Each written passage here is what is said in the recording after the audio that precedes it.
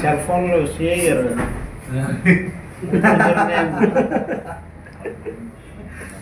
Correct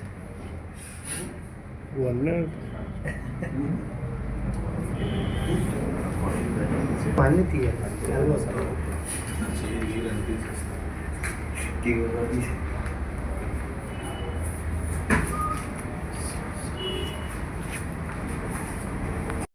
దొంగతనాల్లో ఎక్కువగా వెండి వస్తువులు, బ్రాస్ వస్తువులు ఎక్కువగా పోయినాయి.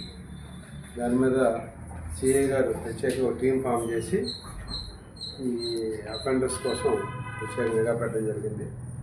నిఘా పెడితే నిన్న సుమారు 3 గంటలకి గవర్నర్ గారికి సిఐ గారికి సమాచారంతో వాళ్ళు ఒక టీంని వెళ్ళి పట్టుకోవడానికి ప్రయత్నం చేస్తే 3 వ్యక్తులు అనుమానాస్పదంగా వాళ్ళని తిరుగుతుంటే పట్టుకోవడం జరిగింది. అందులో ఒక అతను ఎరుపల్లి అశోక్, అలాగే చోడిపల్లి వంశీ, పెండి శివప్రకాష్, వీళ్ళు 3 అదుపులో తీసుకున్నారు. వాళ్ళు ఒక మోటార్ సైకిల్ మీద వెళ్తుంటే ఆ మోటార్ సైకిల్ కూడా సీజ్ చేయడం జరిగింది.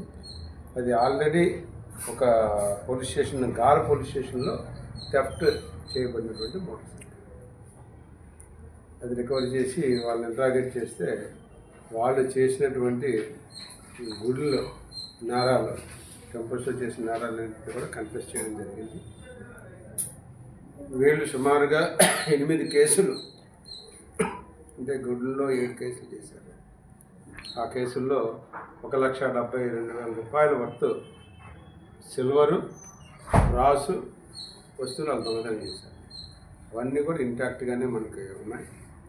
అవన్నీ కూడా రికవరీ చేయడం జరిగింది. సుమారు 1,71,000 వర్త్ రికవరీ చేశారు. అంటే ఇంకొక ముద్దాయి కూడా ఉన్నాడు అందులో. ప్రజెంట్ అతను అబ్స్కాండ్లో ఉన్నాడు. అతని కోసం కూడా సెర్చ్ చేస్తున్నారు. కూడా అతను కూడా తొందరగా అరెస్ట్ చేస్తాం. అతని దగ్గర కొంత వెండి ఏమో కొన్ని ఉన్నాయి. అవి కూడా మేము అతను పట్టుకొని రికవరీ చేస్తాం. ఈ విధంగా షార్ట్ టైంలోనే ఈ 8 కేసుల్లో ఉదాహరణగా చెప్పండి 4 వ్యక్తులు 3 వ్యక్తులు అరెస్ట్ చేసిన ఎస్ఐ గారికి, దీనికి ఒక మంచి టీం ఫామ్ చేసిన సిఐ గారికి, ఎస్పీ గారు ప్రత్యేకంగా అభినందించారు. ఈ 3ది ఒకళ్ళది గార మండలమేనండి, ఒకళ్ళు ఆమదాల వలస, ఒకళ్ళదేమో కల్లేపల్లి. ఇందులో ఏంటంటే వీళ్ళు ఆల్రెడీ జైలుకి వెళ్ళి వచ్చారు.